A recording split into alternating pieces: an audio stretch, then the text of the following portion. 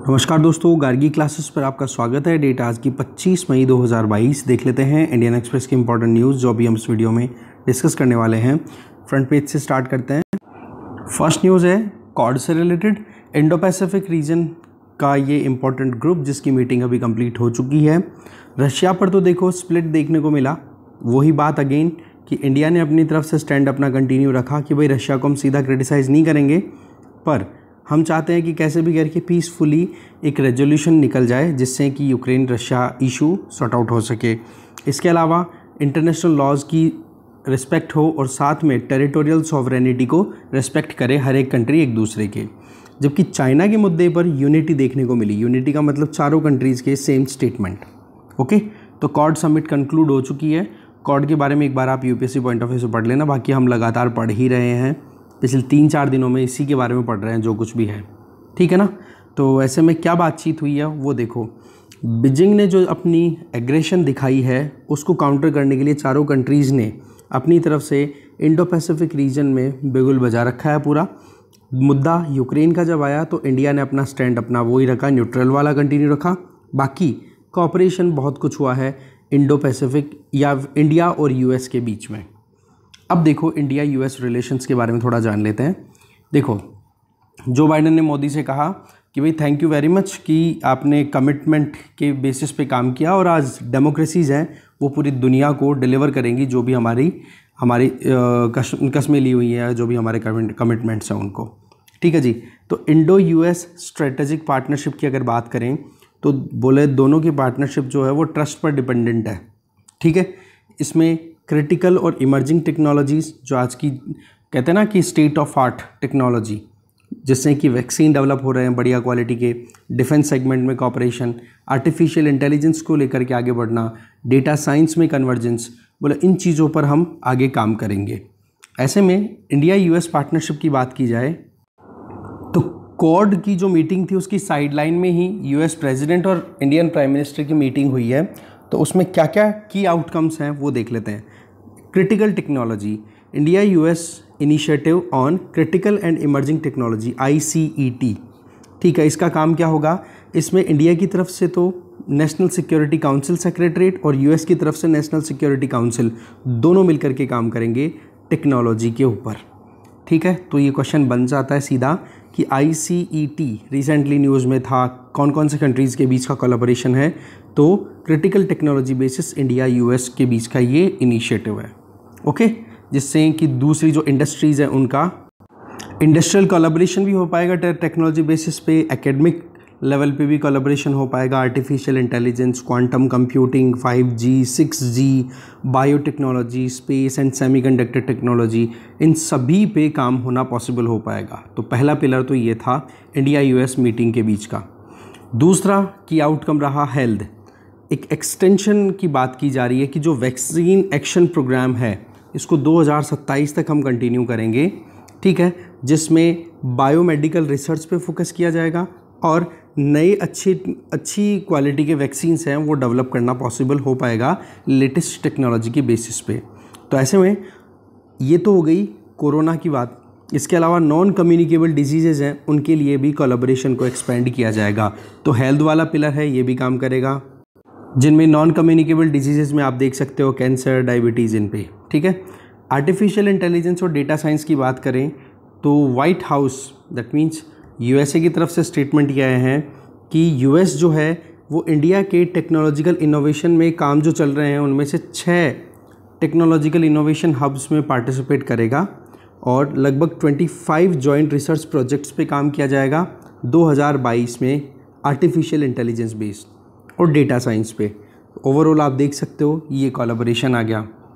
फिर आ गया डिफेंस और न्यू डिफेंस की अगर बात करें तो वाइट हाउस की तरफ से स्टेटमेंट ये है कि इंडिया और यूएस दोनों कंबाइंड मिलिट्री फोर्सेस बहरीन को ज्वाइन करेगा। ठीक है, जिसमें एज एन एसोसिएट मेंबर। तो बहरीन में आप देख सकते हो ऑलरेडी यूएसए जो है वो अपनी एक्टिविटीज़ कंडक्ट करता है मिलिट्री बेसिस पे, तो उनमें इंडिया वहाँ पर भी पार्टिसिपेट करेगा। तो गल्फ़ में भी प्रेजेंस हमारी बढ़ेगी। इसके आगे अगर हम MEA की तरफ से देखें तो यूएसए की इंडस्ट्रीज़ को हमने इनवाइट किया है कि आप यहाँ पर आओ और हमारा जो डिफेंस सेक्टर है उसको प्रमोट करो हमारे प्राइवेट सेक्टर के जो मैन्युफैक्चरर्स हैं उनके साथ कोलैबोरेट करके। डिफेंस के साथ में space, cyber security, money laundering, ये इश्यूज, सैटेलाइट लॉन्चिंग और ये सारी चीज़ों पर भी ध्यान दिया जाएगा। फिर इन्वेस्टमेंट की बात करें तो दोनों लीडर्स ने ये कंक्लूड किया है कि इन्वेस्टमेंट इंसेंटिव एग्रीमेंट फाइनलाइज किया है, जिसके बेसिस पे यूएस की तरफ से यूएस डेवलपमेंट फाइनेंस कॉरपोरेशन जो है वो लगातार इंडिया में इन्वेस्टमेंट को एक्सपेंड करेंगे। पर्टिकुलरली प्राइवेट सेक्टर जो भी प्रोजेक्ट चला रहा है, चाहे फिर वो रिन्यूएबल एनर्जी में हो, चाहे एग्रीकल्चर हो, चाहे हेल्थ हो, चाहे स्मॉल एंड माइक्रो जो एंटरप्राइजेज होते हैं उनमें, ठीक है। फिर आ जाओ क्लाइमेट चेंज पे। दोनों कंट्रीज़ ने अपनी कोलैबोरेशन एनहेंस करने की बात की है US India climate and clean energy agenda 2030 partnership के बेसिस पे, ठीक है। इसमें क्या होगा, रिन्यूएबल डिप्लॉयमेंट ज़्यादा से ज़्यादा, एनर्जी रिक्वायरमेंट पूरी होगी डीकार्बनाइज मैनर में, कार्बन कम से कम एमिट करते हुए जीरो एमिशन की तरफ पहुंचना, इंडस्ट्रियल सेक्टर को भी डीकार्बनाइज करना। तो ये कुछ पिलर्स हैं इंडिया यूएस रिलेशनशिप के बीच के जो अभी इम्पॉर्टेंटली हाईलाइटेड हैं, तो इनको ध्यान रखोगे आप, ठीक है।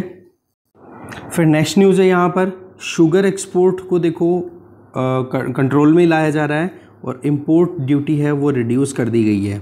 सेम चीज़ सोयाबीन पे भी आप अप्लाई कर सकते हो, कारण शॉर्टेज है, इन्फ्लेशन बहुत ज़्यादा हो रही है, तो इन्फ्लेशन को यही एक तरीका बचता है लास्ट में कि यहाँ से हमारा जो रॉ मटेरियल जा रहा है उसको तो रोको और बाहर से जो रॉ मटेरियल आ सकता है उसको परचेज़ करो, ठीक है। तो ये चीज़ अभी गवर्नमेंट के द्वारा किया जा रहा है और ये काम करता कौन है, directorate general of foreign trade DGFT, ठीक है, मिनिस्ट्री ऑफ कॉमर्स के अंडर आता है ये। फिर आगे कॉर्ड मेंबर्स का ही मुद्दा फिर से आ रहा है, हाईलाइट हो गया न्यूज़ में कि कॉर्ड में जो फाइनल स्टेटमेंट जो रिलीज़ हुआ है ना ग्रुप का, उसमें क्या बातें कही गई है। एक तो ये कि जो भी टेररिज्म या वायलेंट एक्सट्रीमिज़म फैल रहा है बोला वो बहुत गलत है। टेररिस्ट अटैक जो इंडिया पर हुए 26/11 में मुंबई पे, ठीक है, पठानकोट अटैक, उरी अटैक, बोला उनको जॉइंट स्टेटमेंट में पूरी जगह मिली है।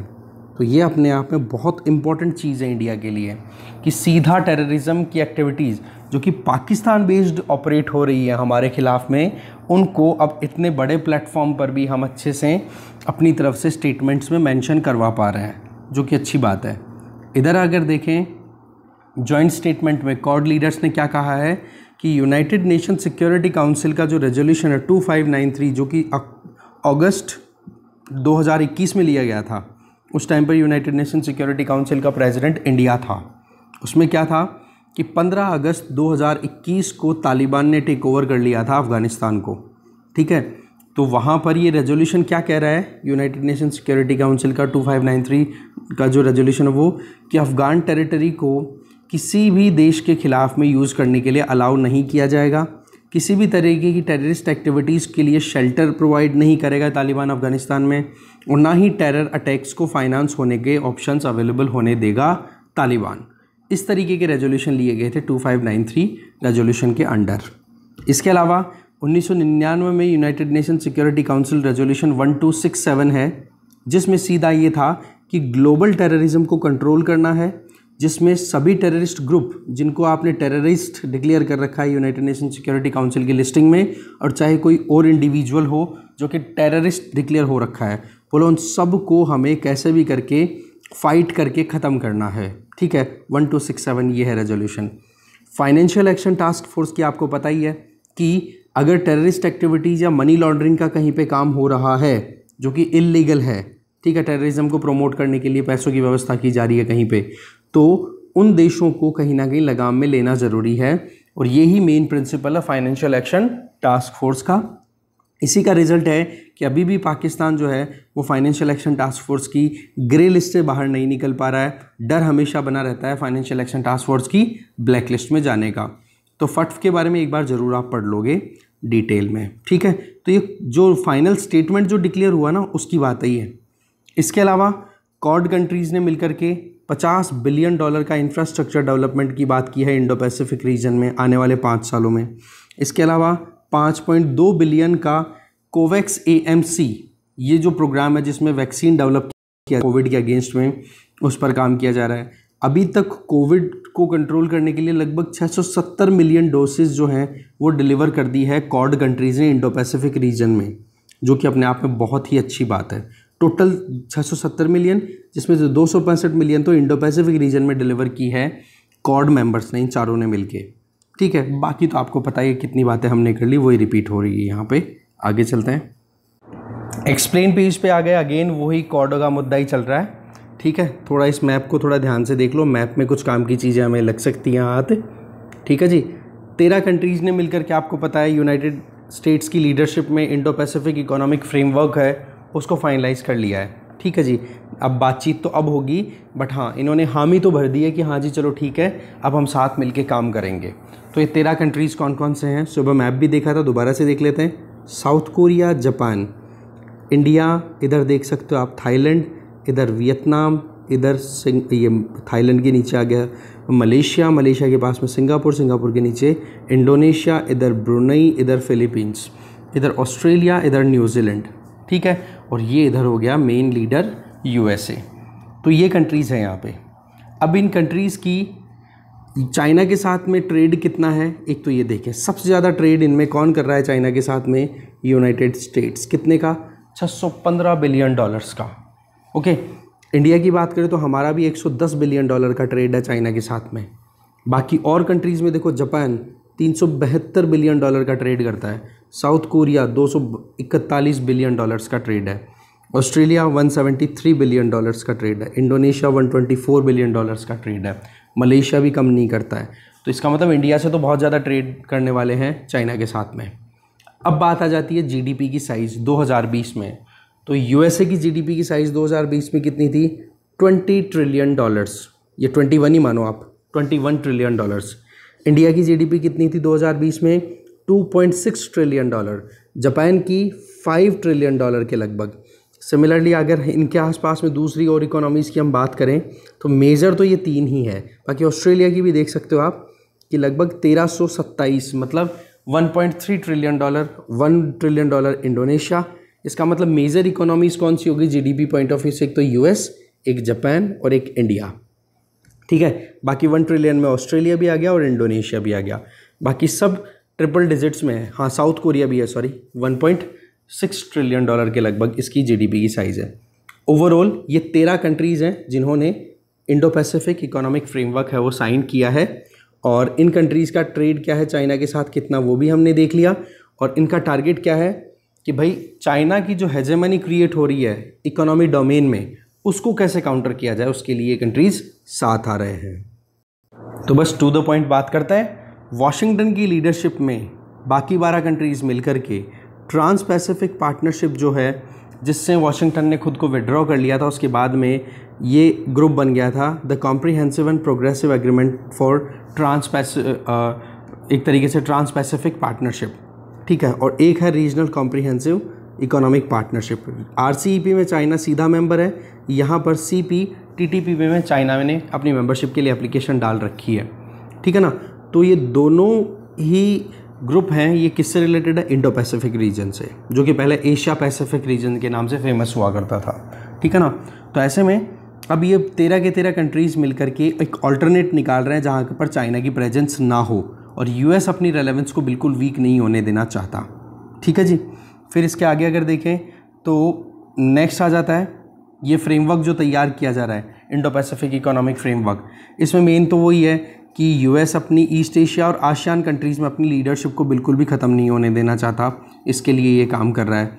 इसके अलावा अगर देखें तो हमने जो अनाउंसमेंट किया है, हमारा अनाउंसमेंट का सीधा सा ये है कि भाई कंसर्न्स तो हमें बहुत हैं, क्योंकि यूएसए के द्वारा ये लॉन्च किया गया जो प्रोग्राम है, इसमें टैरिफ से रिलेटेड कई मुद्दे हैं।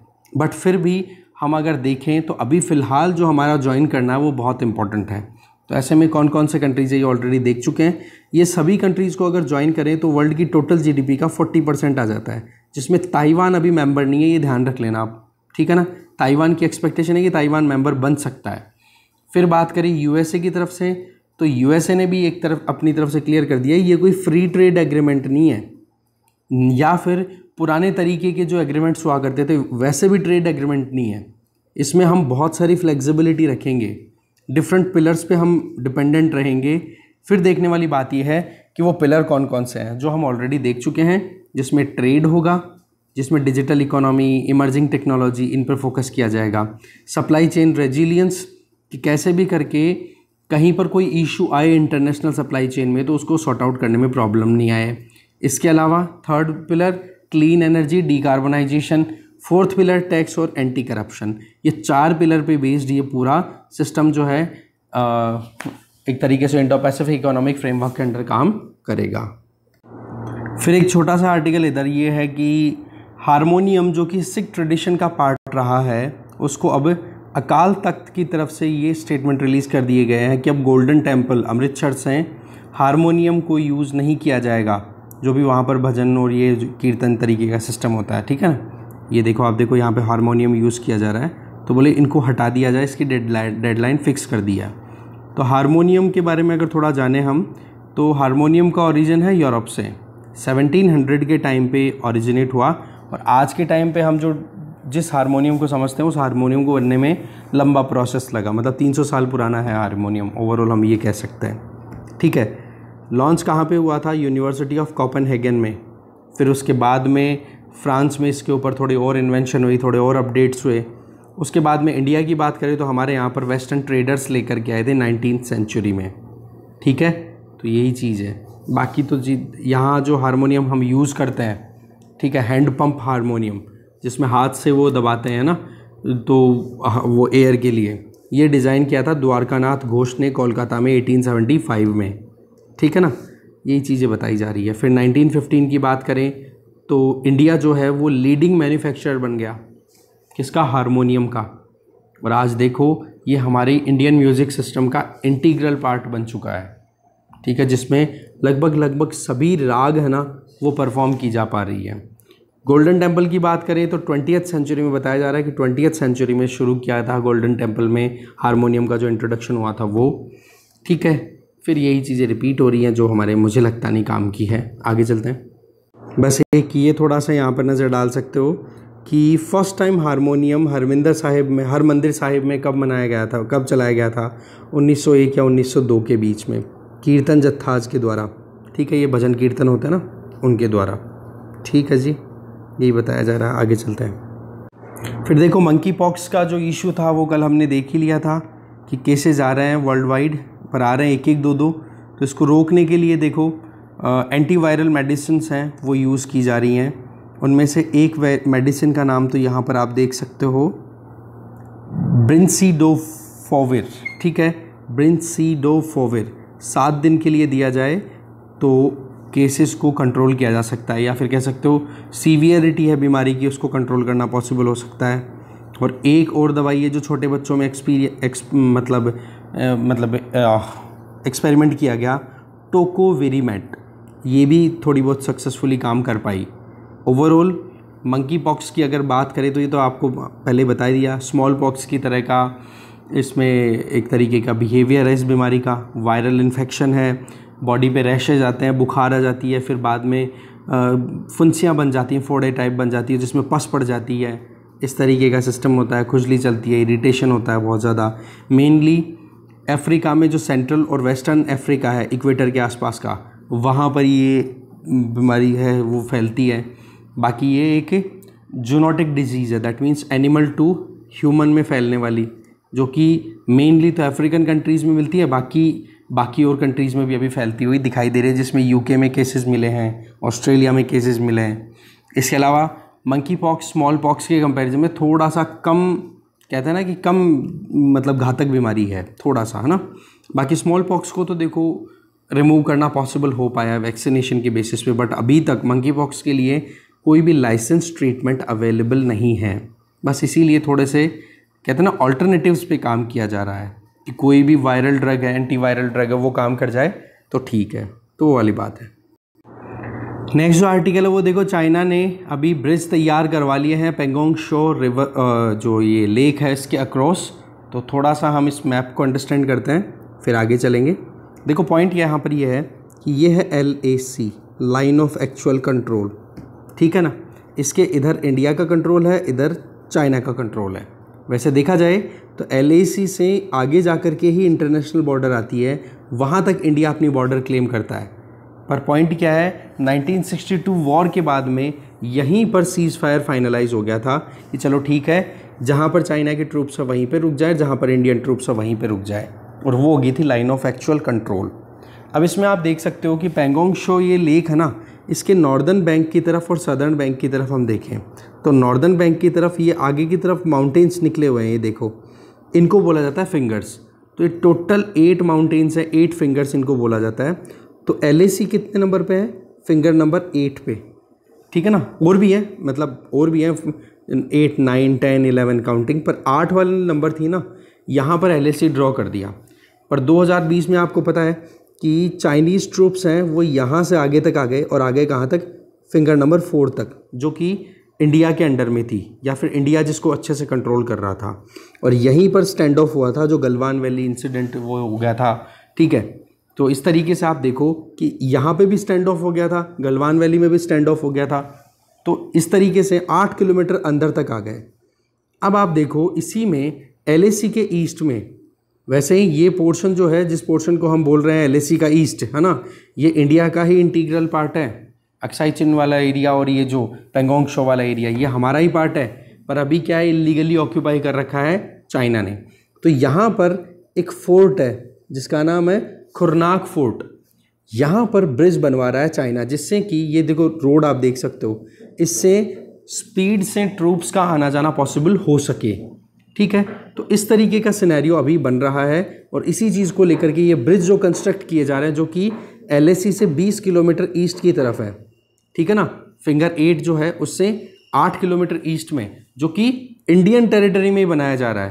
तो इस तरीके से चाइना जो है वो अपनी प्रेजेंस को और ज़्यादा स्ट्रेंथन करना चाह रहा है यहाँ पर, इस वाले रीजन में, ईस्टर्न लद्दाख की अगर हम बात करें तो मिनिस्ट्री ऑफ एक्सटर्नल अफेयर्स ने अपनी तरफ से इस चीज़ को कंफर्म कर दिया है कि चाइना जो है वो 2 ब्रिज बना रहा है, जिनमें एक तो बन के कंप्लीट भी हो गया है, दूसरा बन रहा है पैंगोंग त्सो लेक के अक्रॉस, ठीक है, जहाँ पर ऑलरेडी इंटेंस फ्रिक्शन पॉइंट्स हैं, जहाँ पर हमारी और चाइना की आर्मी आमने सामने खड़ी है मई 2020 के टाइम से लेकर अभी तक की अगर बात करें तो, ठीक है। बहुत सारे ऐसे पॉइंट्स हैं जहाँ पर तो रेजोल्यूशन निकल गया है कि हाँ जी चलो ठीक है, रिजॉल्व कर लिया इशू, कि ठीक है अब थोड़ा विड्रॉ कर लेते हैं, पर अभी तक भी टेंशन्स कम नहीं है, और चाइना अपनी तरफ से पूरी कोशिश कर रहा है। जो नॉर्दर्न बैंक है नॉर्थ की तरफ, उसको साउथ बैंक, जो कि चुशुल सब सेक्टर नाम से फेमस है, उन दोनों को लिंक किया जा रहा है। लिंक करने के पीछे वजह, जल्दी से ट्रूप्स को आराम से मूव करवाया जा सके, ठीक है। और कंस्ट्रक्शन कहाँ पे करवाया जा रहा है ये आपको बता ही दिया था मैंने, खुरनाक फोर्ट। खुरनाक फोर्ट को चाइना में अलग नाम से जाना जाता है, रूटोंग कंट्री के नाम से। चाइना खुरनाक फोर्ट को क्या बोलता है? रूटोंग कंट्री, ठीक है। यहाँ पर चाइना का बेस, चाइना की मिलिट्री का बेस है वहाँ पर बहुत बड़ा, और चाइना ने कब से कंट्रोल कर रखा है इस एरिया को? 1958 से। और इंडिया इसको क्लेम करके रखता है कि भाई ये हमारा पार्ट है, हमारा हिस्सा है, तभी तो हमने ये अभी बात उठाई है। इसके आगे देखें, ऑब्जेक्टिव आपको क्लियर हो ही गया। चाइनीज़ मिलिट्री स्पीड से मूव कर सके, 50,000 के लगभग ट्रूप्स डिप्लॉयड हैं इंडिया की तरफ से भी और चाइना की तरफ से भी, अगर LAC की बात करें इस टाइम पे, ईस्टर्न लद्दाख की बात करें पर्टिकुलरली। इसके अलावा इंडिया की क्या पोजीशन है? तो देखो, जब चाइना ने गलवान में अपनी तरफ से एग्रेशन दिखाया था ना, जिस तरीके से चाइना ने LAC के वेस्ट में आकर के ज़मीन पर कब्जा किया था, उस टाइम पर हमारी आर्मी ने भी ये जो सदर्न बैंक है ना, चुशुल सब सेक्टर जिसको हम बोल रहे हैं, वहाँ पर कैलाश रेंज में चुशुल सब सेक्टर वाले एरिया में, जो कि पैंगोंग त्सो का साउथ बैंक है, उधर अच्छी इंपॉर्टेंट जो पीक्स थी ना, उनको हमारी आर्मी ने भी कैप्चर कर लिया अब की बार। इससे क्या हो गया कि हम भी स्ट्रेटेजिकली अच्छी खासी पोजीशन में पहुंच गए, ठीक है। यहाँ देखो जो एरिया है उसका नाम है सपंगुर गैप, ठीक है, ये चुशुल सब सेक्टर वाले एरिया में।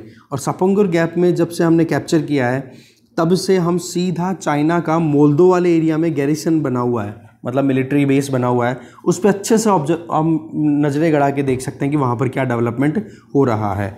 और ये जो कैलाश रेंज पे जो हमारी कैप्चर थी ना, ये एग्जैक्टली वैसे ही कैप्चर थी जैसे कि 1962 के टाइम पे चाइना ने किया था। और कैलाश रेंज पे जिसकी कैप्चर हो गई, वो अच्छे से अपनी पकड़ बना करके रख सकता है इस पूरे एरिया में, ठीक है।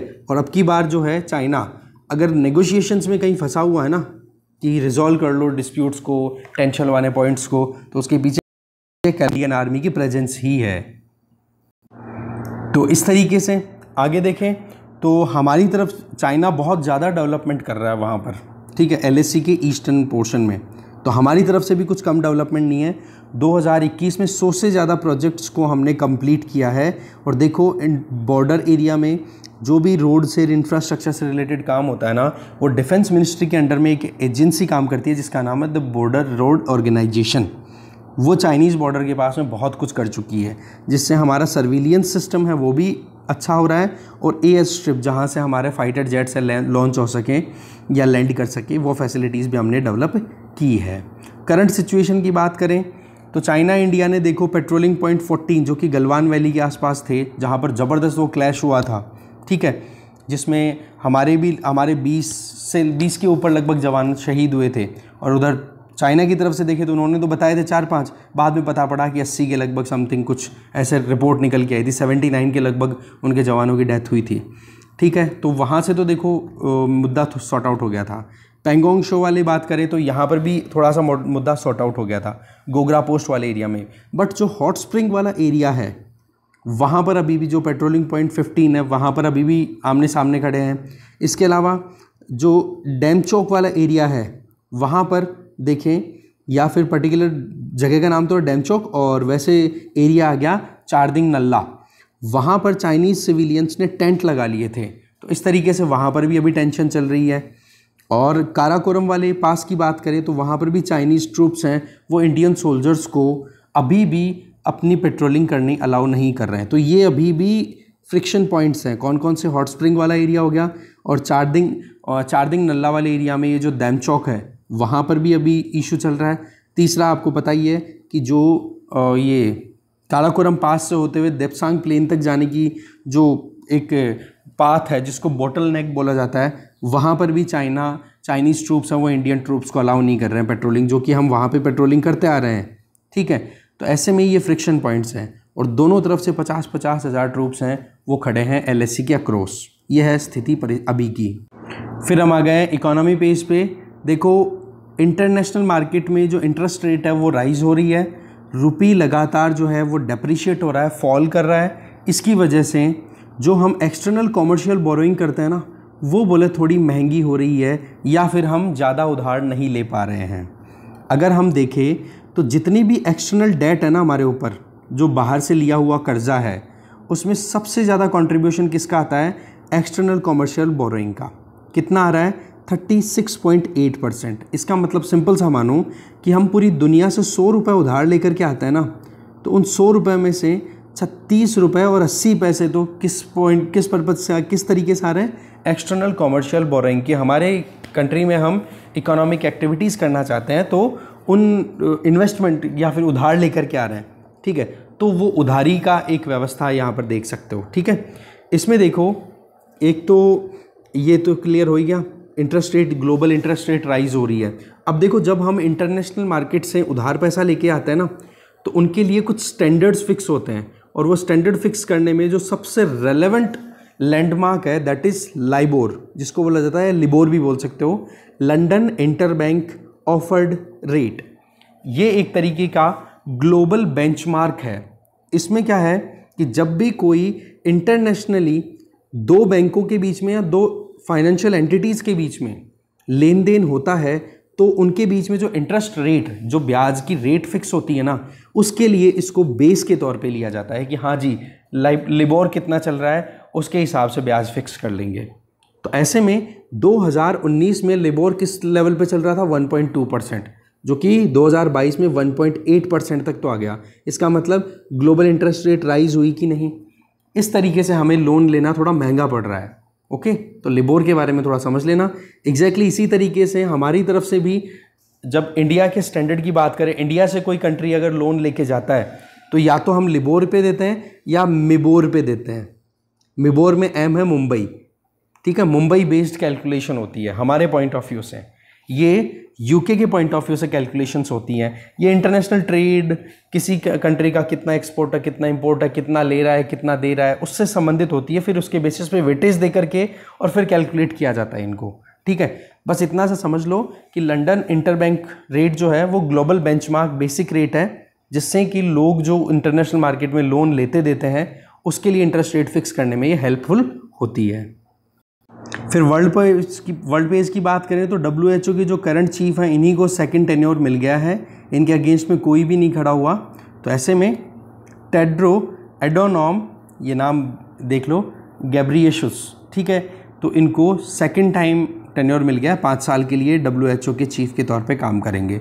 तो WHO के बारे में थोड़ा आप डिटेल्स गेन कर लेना UPSC पॉइंट ऑफ व्यू से। चलिए ठीक है, तो इस डिस्कशन में यही था, बस इतना। एक IPL का मैच की अगर बात करें तो फर्स्ट प्लेऑफ मैच में राजस्थान रॉयल्स और गुजरात टाइटंस के बीच मैच था, तो राजस्थान रॉयल्स हार गया और गुजरात टाइटंस देखो फाइनल में पहुंच गया। अब राजस्थान रॉयल्स को एक मौका और मिलेगा, अगर वो मैच वो जीतते हैं तो वो फाइनल में पहुंच सकते हैं।